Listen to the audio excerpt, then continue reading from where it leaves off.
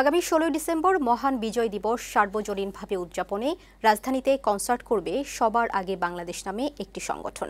মঙ্গলবার রাজধানীর গুলশানে উদয় টাওয়ারে আয়োজিত সংবাদ সম্মেলনে একথা জানান সংগঠনটির আহ্বায়ক ও বিএনপির যুগ্ম মহাসচিব শহীদ উদ্দিন চৌধুরী অ্যানি।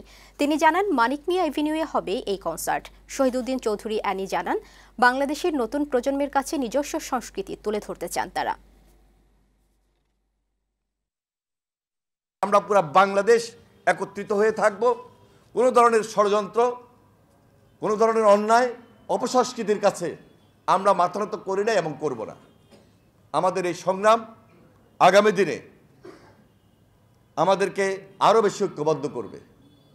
সবার আগে যে বাংলাদেশ, এটি একটা নতুন ধারণা, নতুন চিন্তা জাতিকে একত্রিত করার জন্য।